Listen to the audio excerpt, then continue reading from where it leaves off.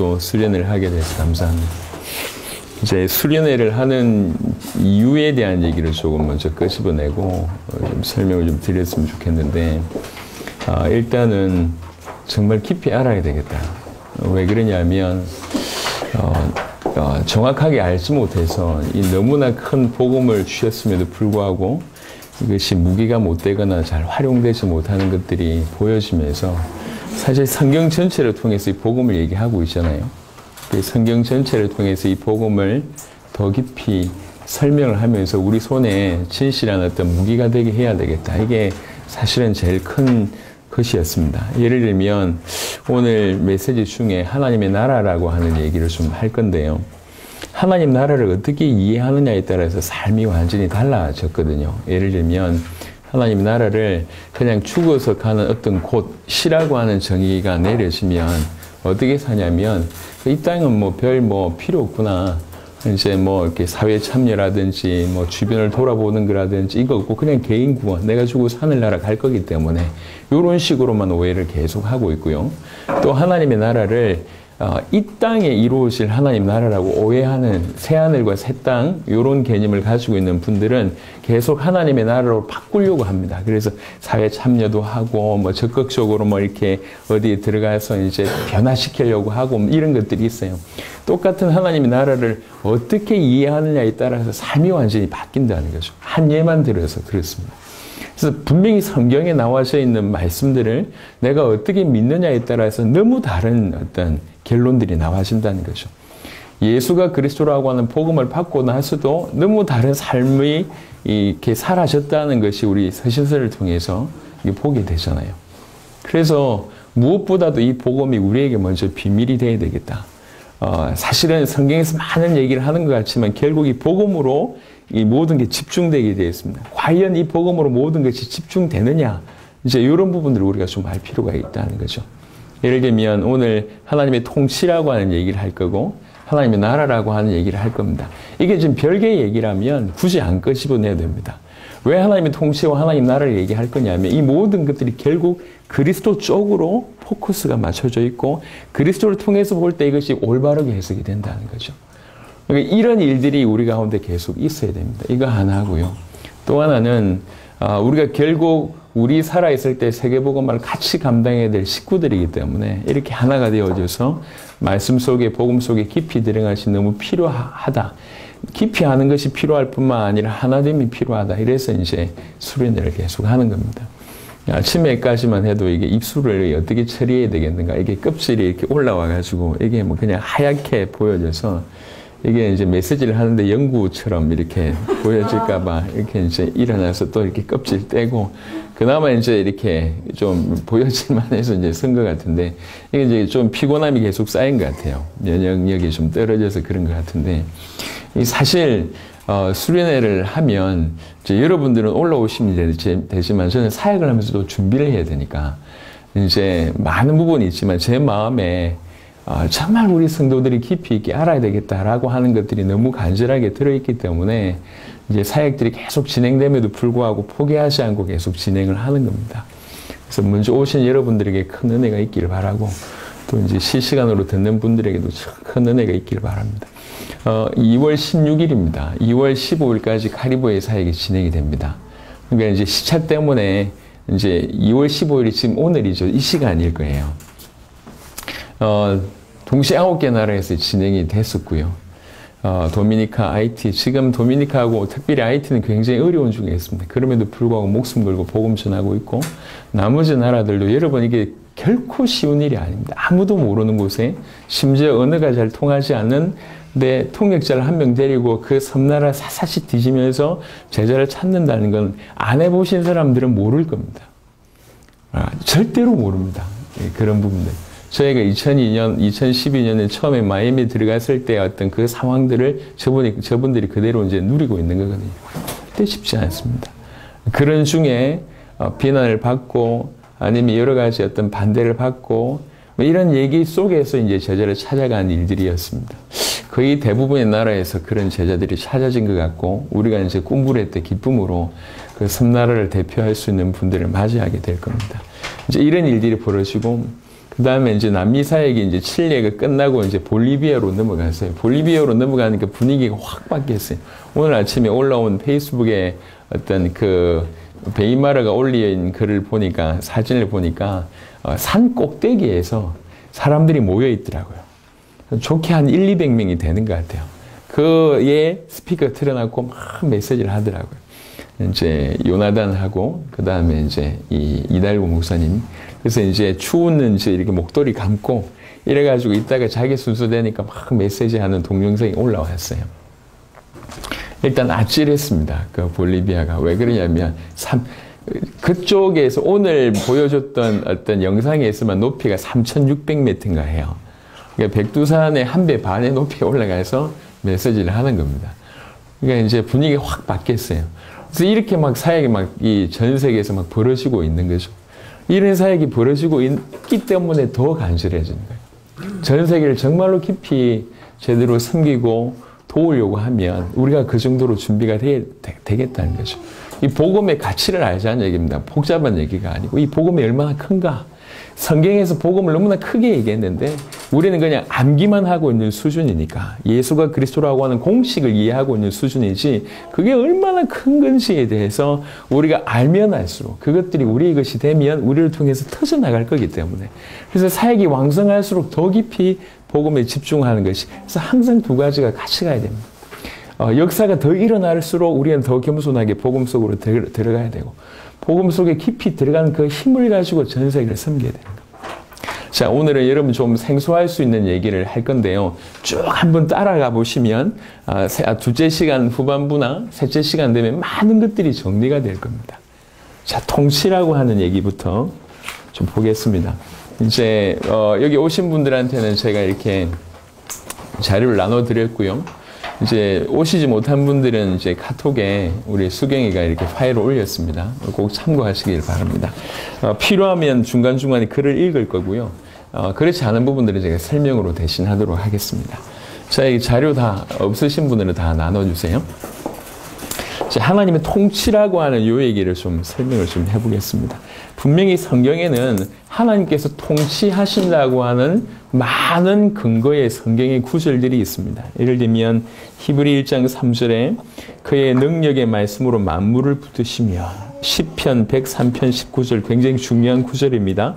여호와께서 그 보좌를 하늘에 세우시고 그 정권으로 만유를 통치하시도다. 자, 이 개념이 왜 중요하냐면 하나님께서는 모든 우주 만물을 창조하셨습니다. 그래서 창조하시는데 어떤 분들은 뭐라고 얘기하냐면 창조하고 나서는 그냥 내버려 두신다. 왜 그러냐면 그렇게 보이니까요. 마치 인간들 자유의지 가지고 막 이렇게 사는 것처럼 보이고 하나님이 전혀 관여 안 하시는 것처럼 보이니까요. 어떤 신학자들은 창조하셨고 그 다음에 저 한쪽 구석에서 그냥 하나님 지켜보고 계신다. 방관하고 계신다. 이렇게 얘기합니다. 하지만 그렇지가 않습니다. 하나님은 창조하셨을 뿐만 아니라 섭리하십니다. 섭리하신다고 하는 부분들을 또 우리식으로 이해할 수 있는 부분 중에 하나가 뭐냐? 이 섭리뿐만 아니라 실제로 우주 모든 만물을 통치하신다. 이게 하나님께서 하고 계신다고 하는 부분입니다. 그래서 이 부분들이 성경에 너무 많이 언급되어 있습니다. 시편 96편 10절에 여호와께서 통치하시니 세계가 굳게 서고 흔들리지 못할지라. 시편 97편 1절에 여호와께서 통치하시니 땅은 즐거워하며 허다한 섬은 기뻐할지어다. 성경에는 하나님이 통치하신다. 다른 말로 하나님이 통치자시다라고 하는 개념을 계속 얘기하고 있습니다. 이 얘기를 왜 하냐면 사실은 두 가지 때문입니다. 하나는 뭐냐면 우리 인생들이 지금 워낙 완악한 인생들이 되어서 누군가 통치하신다라고 하는 개념들을 인정하기 싫어하는 어떤 이런 것들이 깔려 있습니다. 분명히 통치자가 계신다라고 하는 부분들을 전면으로 인정하지 않을 뿐만 아니라 실제로 그 통치가 우리하고 관계가 있다는 거예요. 성경은 자세하게 보시면 알겠지만 결국 우리는 이 통치를 받기 싫어하는 존재들입니다. 그래서 하나님의 통치를 창세기 3장에서 완벽하게 거역했을 뿐만 아니라 사무엘상 같은 데 보면 노골적으로 왕을 요구합니다. 우리가 직접 신정 통치를 원하지 않습니다. 우리에게도 인간의 왕을 허락하십시오 라고 요구합니다. 그때 하나님께서 사무엘에게 뭐라고 얘기하냐면 나를 왕으로 여기지 않고 사람을 왕으로 여긴다. 나를 버렸다. 너도 버렸을 뿐만 아니라 사무엘 너도 버렸을 뿐만 아니라 이 인간 백성들이 나를 버렸다. 이렇게 이제 하는 구절들이 있습니다. 나중에 한번 찾아보겠습니다만은. 하여튼 기본적으로 왜 하나님이 통치자시다라고 하는 얘기를 먼저 꺼내고 있냐면 실제로 그 하나님이 통치자시라고 얘기를 정말 인정한다고 하면 우리는 매번 그 통치에 순종할 수밖에 없는 삶을 살 수밖에 없습니다. 그런데 하나님이 통치하시다라고 하는 개념이 모호하니까 너무나 사실적으로 통치하고 계심에도 불구하고 그 통치가 너무 모호하다 보니까 그 통치에 원래 우리가 가지고 있는 어떤 창세기 3장의 어떤 그 배경하에 통치를 거부하거나 통치에 순종하고자 하는 어떤 이런 것들이 있다 보니까 이게 모호하다 보니까 계속 이런 삶을 사는 거예요. 하나님을 믿는다고 하지만 100% 그분의 통치에 순종하기보다 원래 우리가 가지고 있는 본성대로 계속 끄집어 가는 겁니다. 그래서 먼저 다시 정립을 하는 거예요. 하나님이 통치하고 계시다라고 하는 부분들을 먼저 정리하고 그 통치 안에 그럼 우리가 어떻게 살 거냐. 정말로 통치하시네. 통치자가 계시네. 그분이 100% 통치하시네. 그러면 어떻게 살아야 될까? 이런 결론들이 나올 거 아닙니까? 그래서 먼저 이 부분을 계속 설명을 하고 있습니다. 이번에는 하나님이 통치자이시다라고 하는 부분으로 쭉 정리했습니다. 하나님은 우주에 대한 만물에 대한 그의 계획을 성취하시기 위해서 이 우주 안에서 실제로 활동하고 계시는 통치자다. 분명히 우주 안에 당신의 계획을 이루어내시기 위해서 우주 안에서 실제로 활동하고 통치자로 일하시고 계시다. 이게 하나님의 어떤 이 나타남이시다라고 표현할 수 있습니다. 그래서 성경은 이런 통치하시는 여호와 하나님을 표현하기 위해서 특히 두 가지 단어를 씁니다. 하나는 왕이라는 단어를 쓰고 하나는 주라고 하는 단어를 씁니다. 그래서 계속 여호와 하나님께서 삼위일체이신 그 하나님께서 왕이시며 주라고 하는 표현들을 계속 씁니다. 성경에는 주라고 하는 표현이 구약 성경의 여호와 이름을 다 포함해서 주라고 하는 표현이 6823번 등장합니다. 계속 이렇게 우리 하나님께서 우리 왕이시며 주라고 하는 표현이 이렇게 가득 차 있습니다.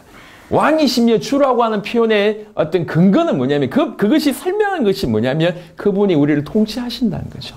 그분이 그분의 뜻대로 우리를 다스리신다라고 하는 것들이 깔려 있습니다. 그래서 이제 구약의 주라고 하는 개념이 신약은 헬라어로 번역되면서 퀴리오스라고 하는 단어로 번역됩니다. 이것도 사실 주라고 하는 지배자라고 하는 그런 의미입니다. 하나님께서 모든 만물을 실질상으로 통치하고 계시고 권력을 행사하신다라고 하는 표현입니다. 그래서 사무엘상 12장 12절에 보면 너희의 하나님 여호와께서는 너희의 왕이 되신다라고 하는 독특한 표현이 있습니다. 여호와께서 너희의 왕이 되신다라고 하는 독특한 표현을 쓰고 있고요.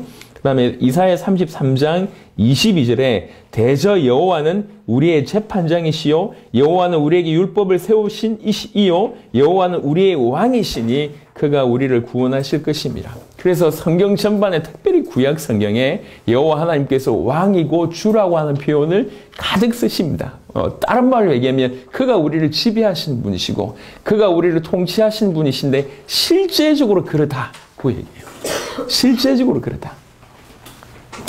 그래서 왕으로서 하나님께서 우주를 통치하신다라고 하는 것을 조금 세부학력으로 보면 이제 세부적으로 보면 이랬습니다. 하나는 자연을 다스리는 어떤 그런 만물을 다스리는 왕으로, 그 다음에 인간의 역사와 국가들의 운명을 주관하시는 모습으로, 그 다음에 개개인의 삶의 환경을 다스리는 모습으로 이렇게 나타나 있습니다. 그래서 이제 몇 가지 성경 구절을 제가 이제 문장을 쓰고 나서 그 밑에 성경 구절을 이렇게 적어 놓았는데 왜 그러냐면 이 시간을 좀 잘 활용하기 위해서 성경을 찾는 시간을 줄이기 위해서 일부러 이렇게 구절들을 담았습니다. 먼저는 하나님이 자연을 다스리시는 어떤 왕의 모습으로 나타나는 것이 밑에 성경 본문을 보면 시편 104편 14절에 보니까 그가 가축을 위한 풀과 사람을 위한 채소를 자라게 하시며 땅에서 먹을 것이 나게 하셔서, 그 다음에 시편 135편 5절에서 7절에 보니까 내가 알거니와 여호와께서는 위대하시며 우리 주는 모든 신들보다 위대하시도다. 여호와께서 그가 기뻐하시는 모든 일을 천지와 바다와 모든 깊은 데서 다 행하셨도다. 안개를 땅끝에서 일으키시며 비를 위하여 번개를 만드시며 바람을 그 곳간에서 내시는도다. 하나님께서 자연을 다스리는 그런 왕의 어떤 그런 표현입니다. 두 번째는 인간의 역사와 국가들의 운명을 주관하신 어떤 왕, 통치자로서의 모습이 몇 군데 언급되어 있는데요. 욥기 12장 23절에 보니까 민족들을 커지게도 하시고 다시 멸하기도 하시며 민족들을 널리 퍼지기도 하시고 다시 끌려가기도 하시며 민족들 전체를 움직이는 모습입니다. 시편 47편 7절부터 8절에 보니까 하나님은 온 땅의 왕이심이라. 지혜의 시로 찬송할지어다. 하나님이 뭇백성을 다스리시며 하나님이 그의 거룩한 보좌에 앉으셨도다. 실제로 뭇백성을 다스리시는 통치하시는 하나님이다.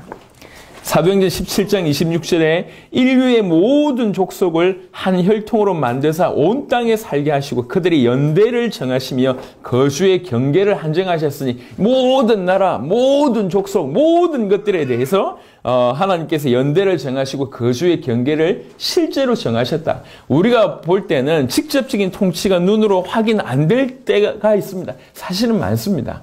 눈으로 실제적인 통치가 확인이 안 되기 때문에 큰 개념에서도 이걸 놓칠 수가 있지만 실제로 조금만 정신 차려보면 하나님의 모든 통치가 자연과 만물과 우주뿐만 아니라 인류의 모든 역사에 있어서 모든 족속과 나라가 이렇게 생기고 망하고 뭐 커지고 널리 퍼지고 모든 것들이 하나님의 통치권 아래 하나님이 실제로 통치하시는 모습이라고 하는 것이죠. 그뿐만 아니라 하나님은 개개인의 삶에서도 통치권을 행사하십니다. 사무엘상 2장 6절부터 7절에 보니까 여호와께서는 죽이기도 하시고 살리기도 하시고 서울에 내리기도 하시고 거기에서 올리기도 하시는도다. 여호와는 가난하게도 하시고 부하게도 하시며 낮추기도 하시고 높이기도 하신도다. 우리 모든 인생, 개개인의 모든 삶의 영역에 그분은 통치자신, 그분이 통치하십니다. 누가복음 1장 52절에 권세 있는 자를 그 위에서 내리치셨으며 비천한 자를 높이셨고 갈라디아 1장 15절 16절에 그러나 내 어머니의 태로부터 나를 택정하시고 그의 은혜로 나를 부르시니가 그의 아들을 이방에 전하기 위하여 그를 내 속에서 나타내시기를 기뻐하셨을 때 내가 곧 혈육과 의논하지 아니하시고 그 태중에 있을 때부터 하나님께서 간섭하셨고 통치하셨음에 대한 얘기입니다. 복잡한 얘기 아니고 어려운 얘기도 아닙니다. 그리고 다시 이제 문장으로 돌아오겠습니다. 첫 번째 장의 문장으로 돌아오시면 하나님은 이렇게 온 우주에 발생하는 모든 활동과 일을 통제하시는 통치자시다. 우리가 이제 이런 개념으로 좀 설명을 드리면 좀 도움이 될 것 같습니다. 그래도 우리나라에 문재인이라고 하는 대통령이 있잖아요. 이제 우리가 알 수 없을 만한 많은 결정권과 힘을 가지고 있습니다. 예. 힘을 가지고 있기 때문에 우리나라가 나름 이렇게 이렇게 되고 또 뭐 정치를 잘 못하면 어렵게 되고 하는 일이 벌어지잖아요. 사실은 우리가 살아가면서 우리가 피부로 문재인 대통령의 영향력을 못 깨닫는 경우들이 많이 있습니다. 우리가 밥 먹고 살고 시장에서 물건 사고 뭐 이렇게 아이들 교육시키고 하는 부분들에 대해서 실제로 문재인하고 어느 정도 영향이 있는지에 대해서 못 느끼는 경우들이 많습니다. 하지만 그분은 그 자리에서 그분의 역할을 하기 때문에 우리 많은 삶에 우리가 못 느낄 뿐이겠지만 영향을 입히고 있다는 거죠. 우리가 이 땅을 살아가는 인간의 어떤 지식으로도 이해할 수 있는 부분입니다. 눈에 보이지 않지만 실제로 하나님께서는 창세전부터 지금까지 통치자로 행하시고 계십니다. 우주 모든 만물에 있어서 그 다음에 인류의 모든 역사에 있어서 심지어 저와 여러분들의 개개인의 모든 삶에 있어서 그는 여전히 통제하시고 모든 일과 모든 활동에 통제하시며 실제로 다스리고 계시는 통치하시는 하나님이시다라고 하는 부분입니다. 그 하나님의 통치는 영원하고 그리고 하나님의 통치라고 하는 말은 다른 말이 아니라 하나님의 뜻대로 그냥이 아니라 하나님의 뜻대로 우리를 이끄신다라고 하는 부분들이 그 속에 포함되어 있습니다. 다니엘 4장 35절에 보니까 땅의 모든 사람들을 없는 것 같이 여기시며 하늘의 군대에게든지 땅의 사람에게든지 그는 자기 뜻대로 행하시나니 그의 손을 금하든지 혹시 이르기를 네가 무엇을 하느냐고 할 자가 아무도 없도다. 그의 뜻대로, 그의 뜻이라고 얘기할 때 항상 그의 뜻은 거룩함과 선함이라고 하는 것이 밑바탕에 깔려 있습니다. 속된 말로 지 하고 싶은 대로 한다 그런 개념이 아니라 그분의 속성대로 그 거룩하시고 선하신 그 속성대로 그 거룩하시고 선하신 뜻대로 우리를 인도하신다는 거죠. 그래서 우리 인도가 마침내는 이게 선을 이룰 수밖에 없는 거룩함을 드러낼 수밖에 없는 쪽으로 갈 수밖에 없습니다. 그게 하나님의 뜻입니다.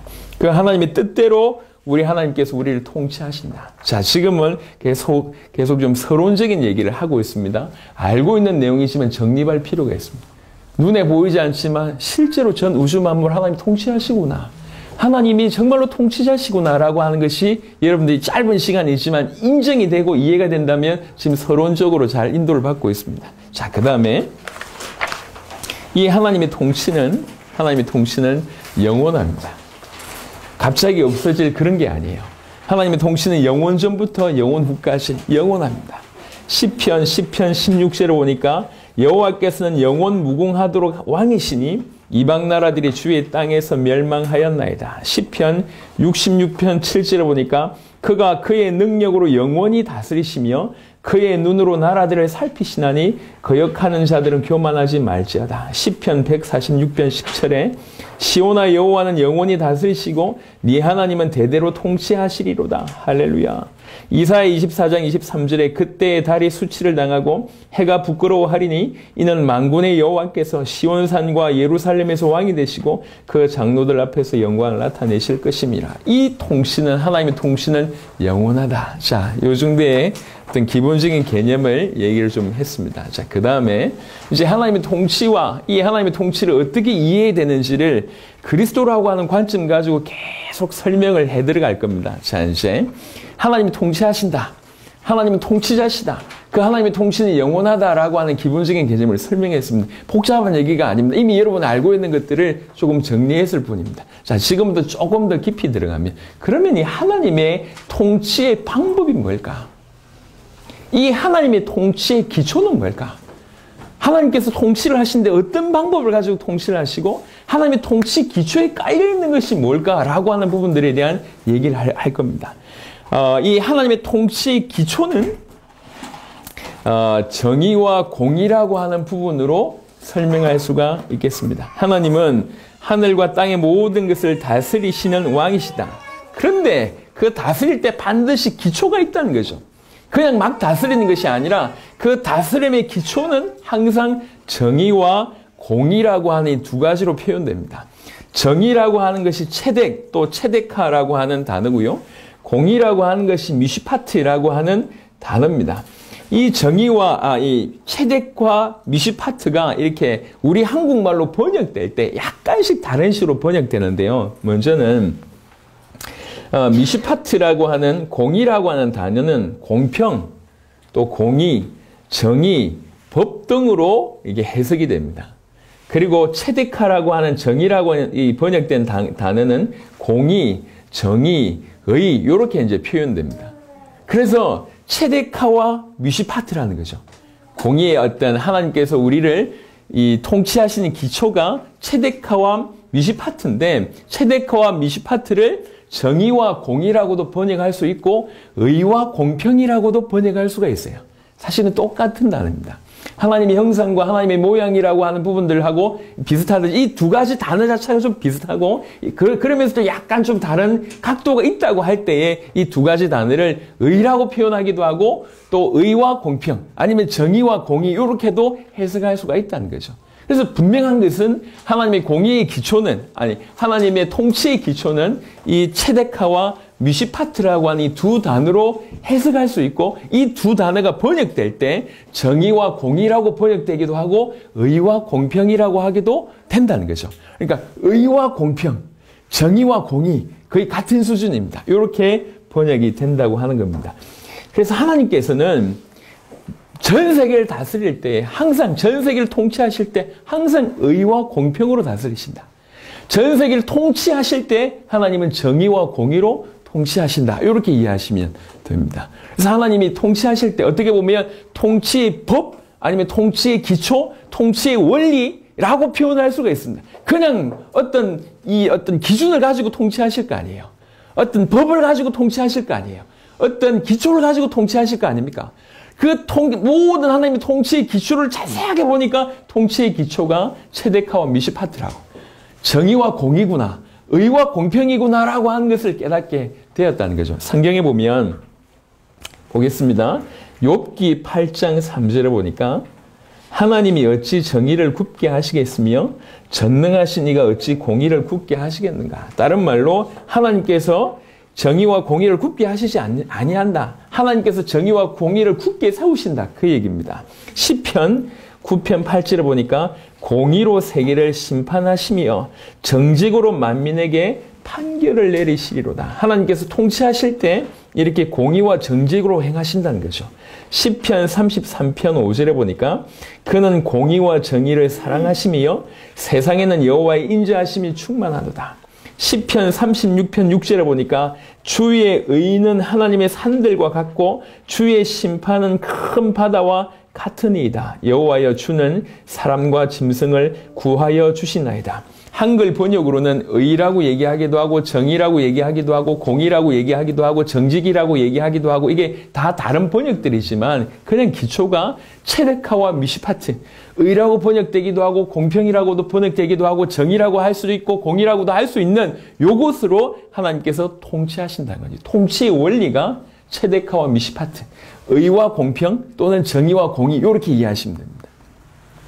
시편 72편 2절에 보니까 그가 주의 백성을 공의로 재판하며 주의 가난한 자를 정의로 재판하리니. 시편 103편 6절에 여호와께서 공의로운 일을 행하시며 억압당하는 모든 자를 위하여 심판하시도다. 제가 왜 자꾸 이 얘기를 하냐면 이 얘기를 하는 이유는 선지서를 여러분 좀 읽어보시면 알겠지만 선지서에 대해서는 굉장히 노골적으로 정의와 공의로 이스라엘 백성들을 통치하지 않음에 대해서 이스라엘의 어떤 지도자층을 맹렬하게 공격하십니다. 그리고 정의와 공의를 행할 것을 얘기하고 있습니다. 정의와 공의라고 하는 것이 막연한 얘기가 아니고 아주 세밀하게 예를 들면 과부를 돌봐야 되고 무죄한 자의 피를 흘리지 말아야 되고 뭐 이런 것들을 쭉 풀어냅니다. 이렇게. 너희가 사실 이런 것들을 하지 않아서 망했다라고 얘기합니다. 그래서 어떤 면에서는 그것을 행동하지 않았기 때문에 망했다고 얘기를 하는 것 같습니다. 아닙니다. 사실 행하지 않았기 때문에 망한 것도 있지만 근본적으로 그들이 놓친 게 뭐냐면 정의와 공의를 놓친 거예요. 왜 정의와 공의를 얘기를 계속 하냐면 정의와 공의가 통치의 기본 원리이기 때문에 그렇습니다. 또 이제 이 다음에 보실 거지만 사실 이 정의와 공의의 실체가 뭐냐? 정의와 공의의 실체가 그리스도라는 거예요. 사실 그쪽으로 끌고 가고 있는 겁니다. 그래서 지금 아침에 지금 3시간씩 4시간씩 타고 왔는데 갑자기 통치 얘기하니까 눈이 불려가지고 뭔 말하나. 갑자기 통치 얘기하다가 통치의 본질이 뭐 공의와 정의다라고 얘기하니까 뭐 신앙 얘기하냐. 이 얘기가 아니고 이게 쭉 흘러가야 돼요. 무슨 말인지 깨달아지기 시작을 하면 여러분 눈이 굉장히 많이 열릴 겁니다. 왜 끝으로 구약에서 수많은 눈으로 볼 때는 영적인 얘기는 거의 없는 것 같아요. 어떻게 보면 상당수의 많은 얘기를 뭘 자꾸 다루고 있냐면 너희 지도자층이 왜 이렇게 행동하냐? 왜 이렇게 무죄한 자의 피를 흘리고 공의롭지 못하고 정의롭지 못하고 정직하지 못하고 왜 이렇게 다 놓쳤냐? 왜 그렇게 행동하냐? 그 어떤 모습들을 질책하는 것일 수도 있습니다. 하지만 궁극적으로 그렇게 행동한 것 이전에 그들이 공의와 정의를 놓쳤다는 거죠. 왜 공의와 정의를 놓친 것에 대해서 그렇게 책망합니까? 공의와 정의의 본질이 그리스도이기 때문에 그렇습니다. 그 다음에 볼 겁니다. 훑어볼 겁니다. 그래서 일단은 아침에 도대체 목사님 무슨 얘기를 하시려고 통치 얘기를 어려운 통치 얘기부터 끄집어내서 얘기를 하시나 싶은데 여러분 잘 보세요. 이게 복음과 무관하지 않습니다. 그리고 나중에 통치라고 하는 것이 복음으로 통과되고 난 이후에 결국 우리가 바로 이 역할을 해야 되거든요. 이 역할. 그건 나중에 셋째 시간에 얘기를 좀 드리도록 하겠습니다. 자, 위에 문장으로 다시 돌아가면 하나님의 통치의 기초, 통치의 방법, 통치의 원리가 정의와 공의다. 의와 공평이다. 이런 것들이 여러 성경 구절에 언급이 되어 있습니다. 이 두 단어는 구약에서 하나님의 의를 나타내는 주요 단어다. 하나님은 온 우주를 의와 공평의 원리로, 정의와 공의의 원리로 통치해 가신다. 이것은 하나님의 선하신 창조와 자비로우신 하나님의 보존과 섭리 전체를 포괄한다. 그러니까 창조와 섭리와 보존 모든 부분에 있어서도 의와 공평으로 통치하시고 정의와 공의로 통치하신다. 그 얘기입니다. 우리 인간의 역사에게만, 우리 개개인에게만 그렇게 일하시는 게 아니라 모든 창조와 보존과 섭리의 통치 모든 기본이 의와 공평으로 그렇게 통치를 하고 계신다라고 하는 표현입니다.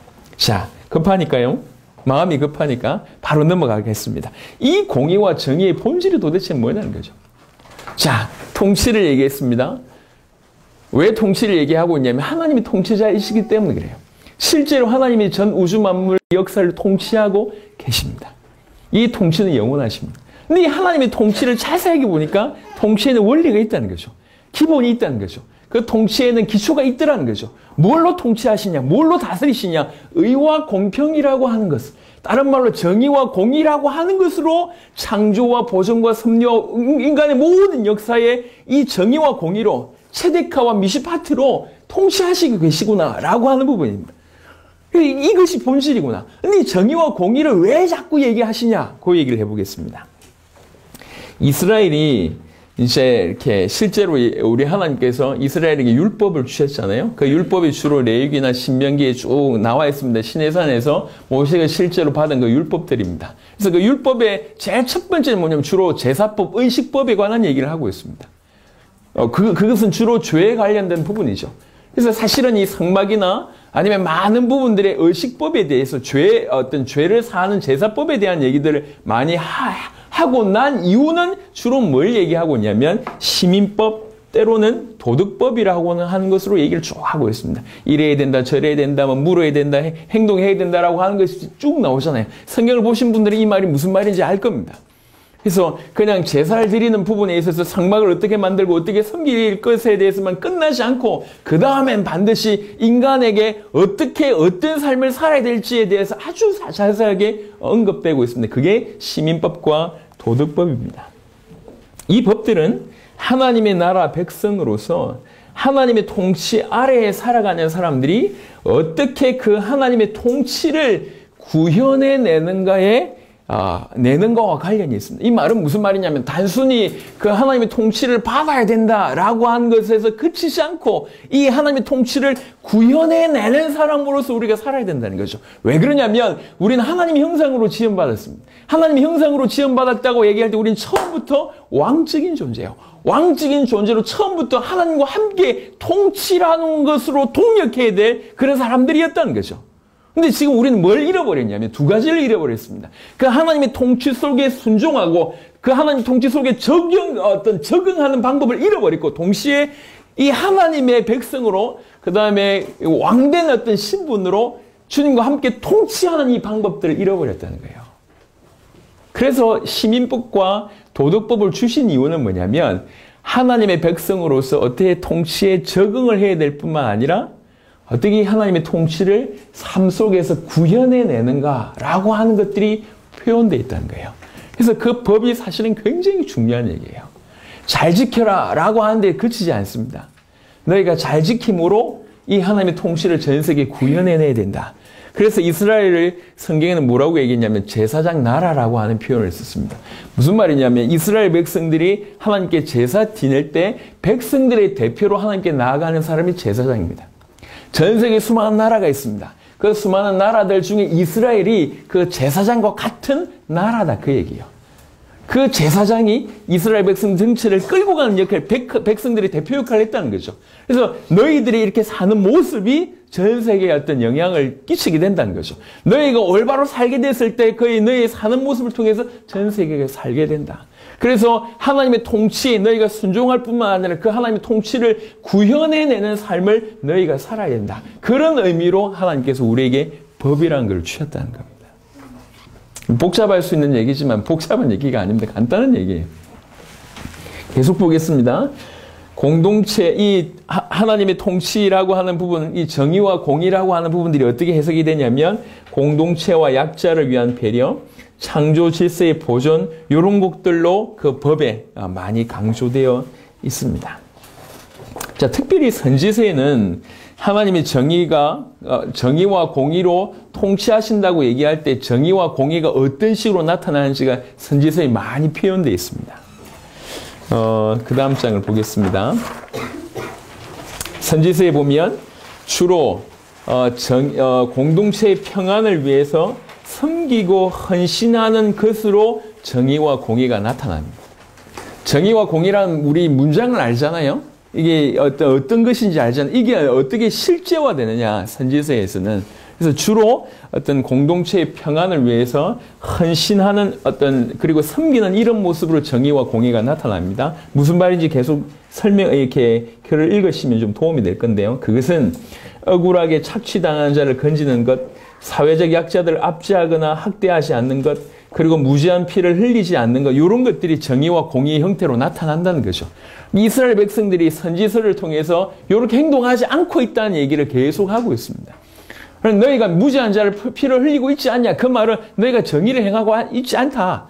너희가 지금 보니까 이렇게 과부들을 압제하는 그런 모습들이 너희가 정의롭지 않다. 그게 공의가 아니다. 그게 의가 아니다. 그게 공평이 아니다. 라고 얘기하고 있는 겁니다. 통치의 기본 원리가 의와 공평인데 너희가 의와 공평으로 행하지 않는다. 그 행하지 않는 모습이 뭐냐? 과부를 압제하고 무지한 자를 피를 흘리고 이러고 있지 않냐? 이렇게 선지서는 그렇게 계속 표현하고 있다는 얘기예요. 여호와께서 이와 같이 말씀하시되 예레미야 22장 3절입니다. 너희가 정의와 공의를 행하여 탈취당한 자를 압박하는 자의 손에서 건지고 이방인과 고아와 과부를 압제하거나 학대하지 말며 이곳에서 무지한 피를 흘리지 말라.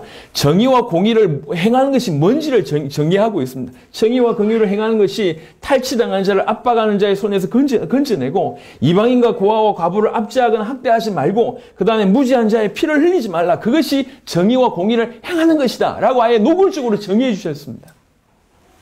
이사야 1장 17절에는 선행을 배우며 정의를 구하며 학대받는 자를 도와주며 고아를 위하여 신원하며 과부를 위하여 변호하라 하셨느니라. 이처럼 정의와 공의는 가난한 자와 고아를 도와주고 시각장애인의 눈이 되어주며 병약한 자를 도와주고 궁핍자의 부양자가 되어주는 것이다. 욥기에서도 얘기하고 있습니다. 지금 우리는 행동을 잘하자라고 하는 얘기를 하는 게 아닙니다. 구약의 어떤 표현 방법을 얘기하고 있습니다.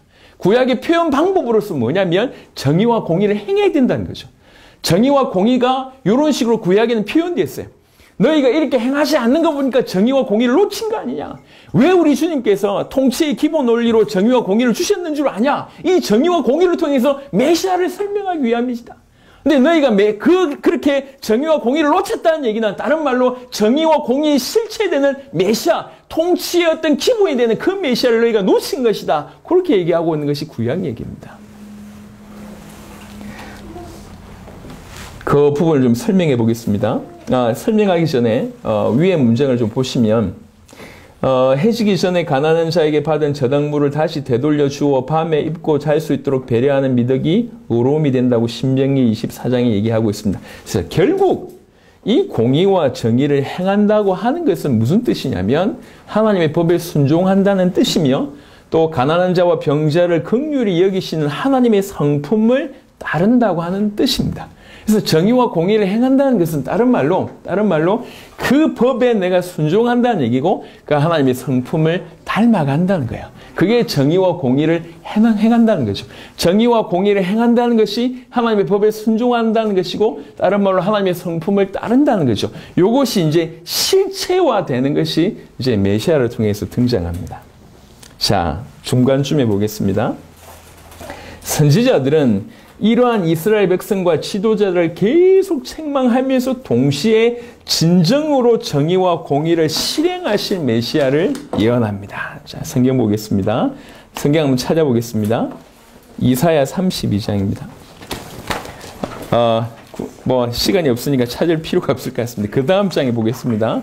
그 다음 장에 보면 이사야 32장 1절을 보니까 보라, 장차 한 왕이 공의로 통치할 것이요 반백들이 정의로 다스릴 것이며 이사야 9장 7절에 그 정사와 평강에 더함이 무궁하며 또 다윗의 왕자와 그의 나라에 군림하여 그 나라를 굳게 세우고 지금 이후로 영원히 정의와 공의로 그것을 보존하실 것이라. 누가요? 메시아가요. 만군의 여호와 열심히 이를 이루시리라. 이사야 11장 4절에 공의로 가난한 자를 심판하여 정직으로 세상에 겸손한 자를 판단할 것이며 그의 입에 막대기로 세상을 치며 그의 입술의 기운으로 악인을 죽일 것이며. 누가요? 메시아가요. 이사야 16장 5절에 보니까 다윗의 장막에 인자함으로 왕위가 굳게 설 것이요 그 위에 앉을 자는 충실함으로 판결하며 정의를 구하며 공의를 신속히 행하리라. 이 정의와 공의가 계속 포커스가 어디로 가고 있냐면 결국 메시아에게 계속 가고 있습니다. 이사야 61장 1절부터 3절에 보니까 주 여호와의 영이 내게 내리셨으니 이는 여호와께서 내게 기름을 부으사 가난한 자에게 아름다운 소식을 전하게 하려 하심이라. 나를 보내서 마음이 상한 자를 고치며 포로된 자에게 자유를 갇힌 자에게 노임을 선포하며 여호와의 은혜의 해와 우리 하나님의 보복의 날을 선포하여 모든 슬픈 자를 위로하되 무릇 시온에서 슬퍼하는 자에게 화관을 주어 그 죄를 대신하여 기쁨의 기름으로 그 슬픔을 대신하며 찬송의 옷으로 그 근심을 대신하시고 그들이 의의 나무 곧 여호와께서 심으신 그 영광을 나타낼 자라. 여호와께서 심으신 그 영광을 나타낼 자라고 하는 그분의 별명이 뭐냐면 의의 나무라고 하는 표현을 쓰십니다. 영광을 나타낼 자를 일컬음을 받게 하려 하심이라. 예레미야 23장 5절에 보니까 여호와의 말씀이니라. 보라 때가 이르리니 내가 다윗에게 한 의로운 가지를 일으킬 것이라. 그가 왕이 되어 지혜롭게 다스리며 세상에서 정의와 공의를 행할 것이며. 예레미야 33장 15절에 그날 그때에 내가 다윗에게 한 공의로운 가지가 나게 하리니 그가 이 땅에 정의와 공의를 실행할 것이라. 하나님의 통치의 방법이 정의와 공의입니다. 그 정의와 공의를 그리스도라고 해석할 수가 있습니다. 그래서 하나님의 통치의 방법이 그리스도라고 해석할 수도 있습니다. 중요한 것은 뭐냐면 이 정의와 공의라는 것을 통해서 이 그리스도를 통해서 정의와 공의의 성질 내지는 그리스도를 통해서 하나님의 통치라고 하는 것까지 연결이 된다. 소급이 이렇게 된다는 거예요. 그래서 자칫 전혀 그냥 행위로만 얘기하는 것 같은 시민법과 의식법, 이거 해라, 이거 하지 마라, 아니면 구약의 선지자들을 통해서 무수한 사람들을 책망할 때 너희가 왜 공의롭게 하지 않았냐, 왜 정의롭게 하지 않았냐, 왜 무죄한 자를 피를 흘렸냐, 왜 고아와 이 과부를 그렇게 압제했냐, 왜 이렇게 이 학대했냐, 뭐 수많은 얘기들이 계속 정말 무한 반복될 정도로 서신서는 계속 언급되고 있습니다. 왜 자꾸 그 얘기하냐? 너희가 하나님의 통치를 거부했다. 그리고 통치의 방법인 정의와 공의를 놓쳤다. 그럼 뭘 놓친 것인 줄 아냐? 약속을 놓친 것이다. 정의와 공의의 실체 대신 메시아를 놓쳤고 메시아를 통해서 행하고 메시아를 통해서 통치하시는 그 하나님의 통치를 너희가 거부한 것이다 라고 하는 것으로 해석할 수 있다는 거죠. 그래서 지금도 하나님의 통치는 정의와 공의입니다. 다른 말로 지금은 이제 메시아의 실체를 알기 때문에 지금도 하나님께서는 메시아를 통해서 정의롭고 공의롭게 전 세계를 우주 만물을 통치하고 계십니다. 자, 앞부분으로 다시 넘어가 보도록 하겠습니다. 문장들을 보겠습니다. 앞부분에 읽었던 문장.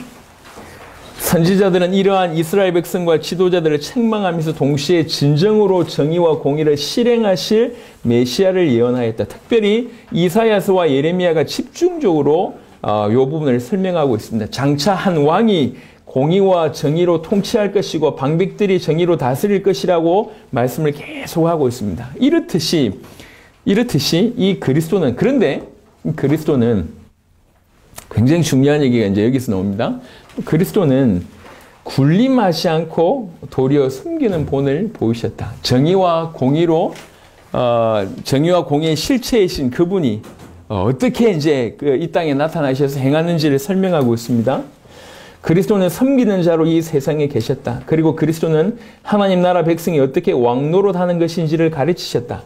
예수께서 이르시되 이방인의 임금들은 그들을 주관하며 그 집권자들은 은인이라 칭함을 받으나 너희는 그렇지 않을지니 너희 중에 큰 자는 젊은 자와 같고 다스리는 자는 섬기는 자와 같을지니라. 앉아서 먹는 자가 크냐 섬기는 자가 크냐 앉아서 먹는 자가 아니냐. 그러나 나는 섬기는 자로 너희 중에 있노라. 이 정의와 공의가 그리스도를 통과하면서 한층 더 업그레이드된 모습으로 나오는데 그게 뭐냐면 이제 정의와 공의로 섬기는 모습으로 더 낮아지는 모습으로 이렇게 나온다는 거예요.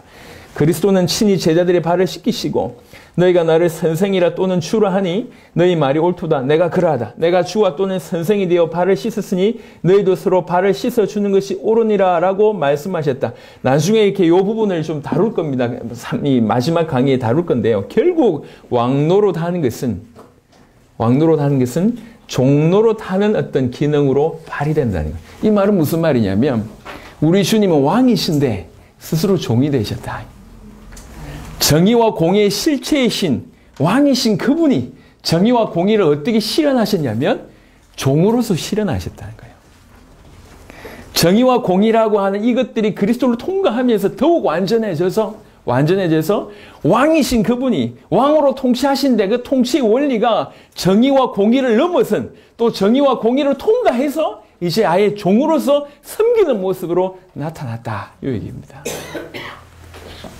그리스도는 왕이시지만 평화의 왕으로서 겸손하게 나귀를 타신다. 하나님을 사랑하고 오롯이 하나님의 뜻을 받들며 인간을 사랑하셔서 그들 위해 자기 몸을 내어주셨다. 그리스도는 자신과 연합된 모든 자들에게 이러한 왕적 통치를 실현하도록 위임하셨다. 우리가 나중에 이 일들을 감당을 해야 될 것입니다. 이것을 감당하는 것이 교회라고 볼 수가 있습니다. 자, 1강의 결론입니다. 그리스도를 통하여 이것이 결론입니다. 하나님께서는 이 모든 창조 세계와 세상 나라를 다스리십니다. 그분이 선택하고 구원하신 백성을 이렇게 독특하고 특별한 방식으로 통치하신다라고 하는 것이 중요한 메시지라고 하는 것이죠.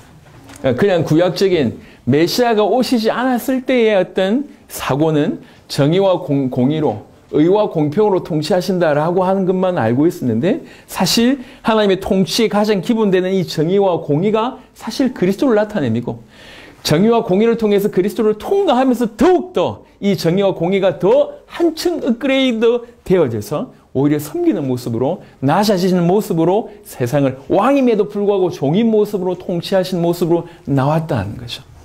이게 그리스도를 통해서 하나님의 통치가 이 땅에 실현되는 기가 막힌 모습입니다. 그래서 하나님께서 계속 얘기하시기를 때가 되면 아주 특별하고 독특한 방식으로 내가 세상을 통치하겠다. 그래서 출애굽기 19장 5절부터 6절 보니까 너희는 내 백성이 되고 나는 너희들의 하나님이 되리라 라고 하는 말을 이런 식으로 언급하신 거예요. 이게. 너희는 내 백성이 되고 나는 너희의 하나님이라. 출애굽기 19장 5절 6절에 보니까 세계가 다 내게 속하였나니 너희가 내 말을 잘 듣고 내 언약을 지키면 너희는 모든 민족 중에서 내 소유가 되겠고 너희가 내게 대하여 제사장 나라가 되며 거룩한 백성이 되리라. 너는 이 말을 이스라엘 자손에게 전할지니라. 예레미야 31장 33절에 보니까 그러나 그날 후에 내가 이스라엘 집과 맺을 언약은 이러하니 곧 내가 나의 법을 그들의 속에 두며 그들의 마음에 기록하여 나는 그들의 하나님이 되고 그들은 내 백성이 될 것이라. 여호와의 말씀이니라. 그냥 긋도는 얘기가 아니에요. 실제로 하나가 될 것에 대한 얘기를 언급하고 있습니다. 이 모든 진정한 실현이 이 땅에 오실 왕적 메시아를 통해서 이 일이 이루어질 것을 구약에서는 계속 메시지를 하신 거예요. 그래서 구약을 이렇게 읽어보면 여러분들도 아시겠지만 구약을 읽어보면 이렇게 그 메시아라고 하는 어떤 안경을 쓰지 않았을 때 너무도 어떻게 보면 좀 상반되는 얘기, 그냥 행위만 어떤 초점 맞추는 듯한 그런 모습들이 많습니다. 이스라엘 백성들이 멸망하는 많은 원인들도 언약 놓쳐서 그렇다라고 하는 각도도 있지만 너희가 이렇게 행동하지 않아서 과부를 압제하고 고아를 이렇게 하고 학대하고 무지한 자의 피를 흘려서 결국 너희가 심판받는다라고 하는 모습으로 계속 열거가 돼요. 그래서 그리스도라고 하는 안경을 끼지 않으면 이게 도대체 무슨 말인가? 세상의 어떤 보통의 그들 나라들이 섬기는 그들 그런 신과 별로 이렇게 다름이 없는 듯한 모습으로 많이 보여질 때가 있습니다. 하지만 성경 전체는 항상 포커스가 메시아로 향해 가고 있습니다. 그래서 그리스도 중심적이라는 말도 많고 그리스도에게로 하는 것도 맞는 얘기예요. 처음부터 끝까지 그리스도를 향해서 초점을 가지고 쭉 흘러간다는 거죠. 그래서 하나님께서 제가 이제 사실 이 얘기를 끝내기 위해서 통치라고 하는 개념을 먼저 여러분한테 설명을 드린 겁니다. 하나님은 지금도 전 우주를 통치하고 계십니다. 우리를 통치하고 계십니다. 예, 모든 만물을 통치하고 계시고 인류의 역사를 통치하고 계십니다. 근데 이 통치하는 원리를 자세하게 보니까 항상 그 통치는 체데카와 미시파트. 그러니까 의와 공평 내지는 정의와 공의로 항상 통치하더라는 얘기죠. 요 얘기까지가 구약입니다. 그래서 이 의와 정의, 의와 공평, 정의와 공의라고 하는 부분들이 계속 녹아져 내리는 겁니다. 근데 장차 이 의와 정의와 공의를 행하실 어떤 분이 올 것이다 라고 하는 것이 구약의 예언이 계속 등장하기 시작을 하는 거예요. 그래서 의와 공평의 정의와 공의의 실체 되신 분이 오실 것이다. 메시아 얘기를 계속하는 겁니다. 그래서 이 메시아가 오셔서 그분이 하신 일을 보니까 하나님께서 의와 공평으로 통치하신다, 정의와 공의로 통치하신다는 말이 사실은 하나님께서 그리스도를 통해서 통치하신다는 말이고, 이 그리스도를 통해서 의와 공평이, 정의와 공의가 한창 업그레이드 돼서 왕이신 그분이 종으로 섬기는 모습, 이게 의와 공평을 넘어서는 정의와 공의의 어떤 한 단계 업그레이드되는 모습으로 그리스도를 통과하면서 왕으로서 종의 모습으로 섬기는 모습으로 나타났다는 거죠. 그래서 하나님의 통치가 그리스도를 통해서 이 말은 오해할 수 있는 말이지만 이해하기 쉽게 얘기한다면 더욱 선명해졌다. 이렇게 표현할 수가 있을 것 같습니다. 그래서 우리가 그리스도를 붙잡는다는 얘기는 그 통치 속에 들어간다는 얘기고, 우리가 그리스도를 붙잡는다는 얘기는 그와 함께 이 통치의 역할을 감당할 수 있다는 얘기입니다. 그래서 정말로 우리가 그리스도와 하나가 되기 시작하면 어떤 일이 벌어져야 되냐면, 나중에 결론적으로 얘기하겠지만 우리가 왕의 모습을 회복함과 동시에 왕으로서 종된 삶을 시작하게 된다는 거죠. 그게 하나님의 통치를 이 땅에 실현하는 우리 인생이 된다는 거예요. 이게 이제 정리가 이렇게 하나씩 되는 겁니다. 그래서 오늘 정말 이렇게 사역이 벌어지면 벌어질수록, 그 다음에 현장을 깊이 알면 알수록 정말 강하게 다가옵니다. 깊이 알아야 되겠다. 우리에게 있는 복음이 얼마나 큰 것인가를 알아야 되겠다. 얼마나 이것이 놀라운 것인가, 성경 전체에서 그리스도를 어떻게 이렇게 풍성하게 얘기하는지를 우리가 알아야 되겠다. 알아야지 누릴 수 있고, 우리 안에서 알고 누려야지 이렇게 터져나갈 수가 있다는 거죠. 성경 들고 이상한 얘기하는 사람들이 너무 많습니다. 제가 지금 이게 하고 싶은 말이 많아요. 우리가 이제 어제 특별한 분을 만났거든요. 조금 이따 여러분들이 점심 식사할 때 제가 그 얘기를 하고 여러분들이 식사하면 어떤 반응을 보일까 싶어서 얘기를 하는 게 도움이 될까, 얘기 안 하는 게 도움이 될까. 그래서 식사 전에 할까, 식사 후에 할까 고민이 됩니다. 그래서 일단은 식사 후에 하는 걸로 하겠습니다. 왜 그러냐면 갔는데 여러분들이 이상하게 쳐다보고 이렇게 눈빛 발사하고 하면 이상해질 것 같아요. 여튼 오늘 우리의 식사를 다 대접해 주신대요. 이것도 맛있는 것으로 일단 맛있게 드세요. 고마운 마음으로 드시고, 그 다음에 실체는 제가 점심 식사 후에 말씀을 드리도록 하겠습니다. 아주 재밌습니다. 왜 얘기를 못 하겠어요? 우리 교육자들 얘기해 주지 마세요. 괜히 가가지고 이제 그냥 우리는 무조건 우리의 밥을 사주는 고마운 분이라고 생각하시고 잘 먹고 오시면 돼요. 그러고 나서 오후에 제가 설명을 좀 드리도록 하겠습니다. 하고 싶은 말이 너무 많아요. 어떻게 복음을 이해하느냐에 따라서 삶이 전부 이상한 쪽으로 간다니까. 너무 안타깝습니다. 성경은 우리에게 예수께서 하나님의 아들 그리스도이심을 믿게 하기 위해서 주셨다고 했습니다. 모든 구약과 신약이 그리스도를 드러냅니다.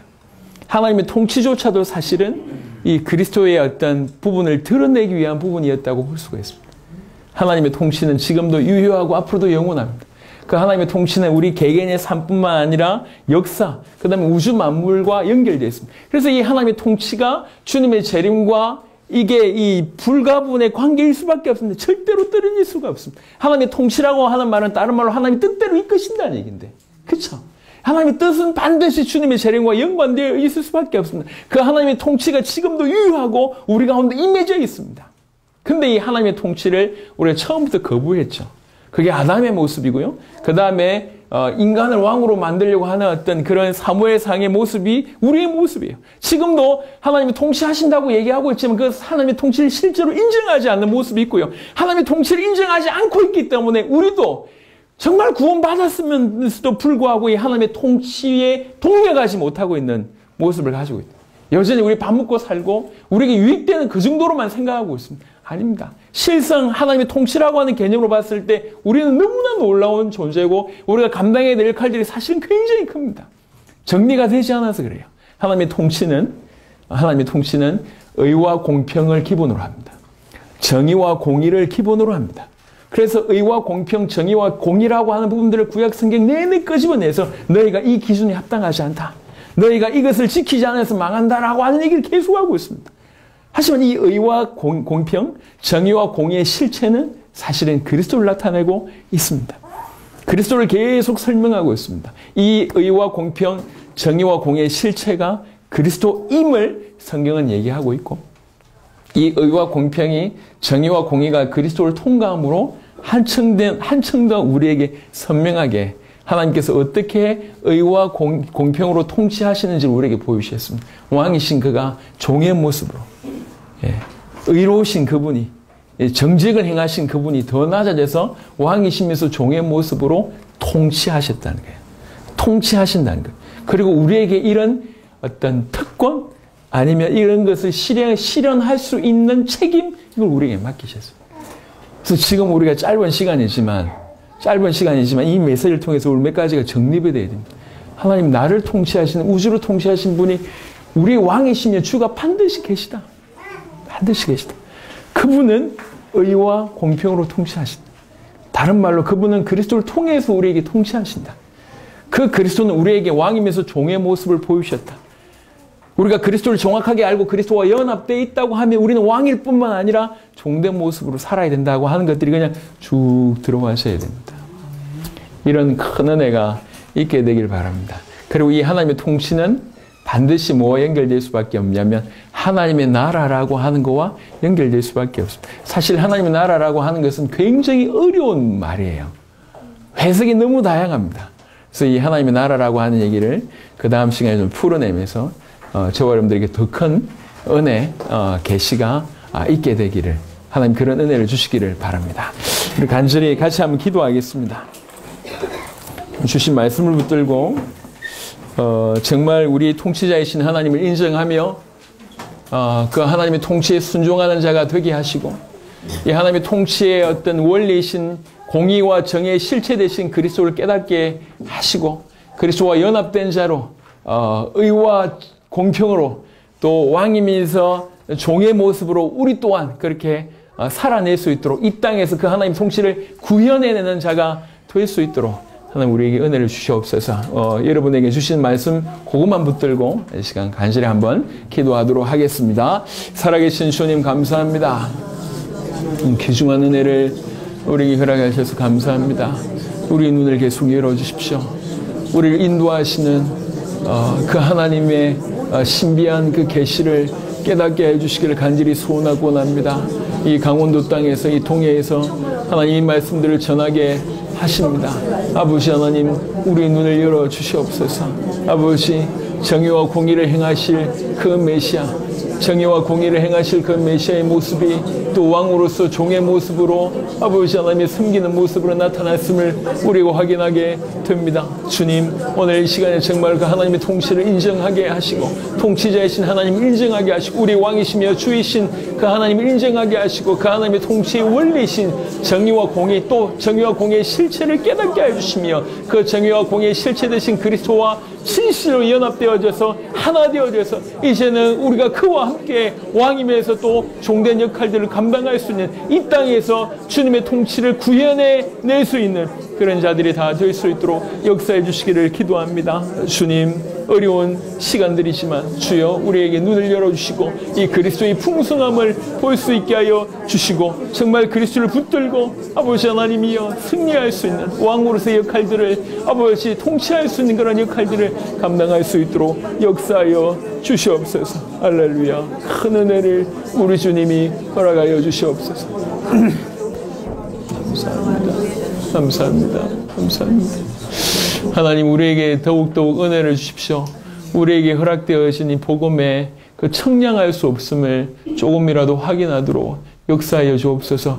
더욱 우리가 복음에게로, 예수가 그리스도라고 하니 놀라운 진리에게로 더욱 가까워질 수 있도록 역사하여 주옵소서. 성경 전체를 통해서 너무나 풍성하게 말씀하고 있는 이 그리스도를 이해할 수 있는 그런 계시의 정신을 우리에게 허락하여 주옵소서. 주님 오나오니 우리 모든 성도들이, 이 말씀을 받은 모든 성도들이 우리를 통치하고 계신 하나님을 진실로 인정하고 그 통치에 순종하는 삶이 시작되게 하여 주옵시며, 그 통치의 기본 원리 되시는 정의와 공의, 의와 공평을 깨닫게 하시고 그것의 실체 되시는 그리스도를 발견할 수 있도록 우리의 눈을 열어 주시옵소서. 그리고 이 그리스도께서 실제로 정의와 공의의 실체 되신 그 그리스도께서 왕으로서 종의 모습으로 아버지 하나님이 정의와 공의를 더욱 한 단계 업그레이드 시키셔서 드러내셨던 모습처럼 주님 이 땅에 우리도 왕이면서 종된 모습으로 정말 주님의 통치를 실현해 나가는, 구현해 나가는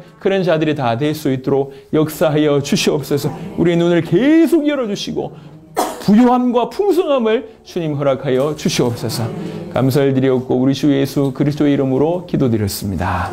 아멘.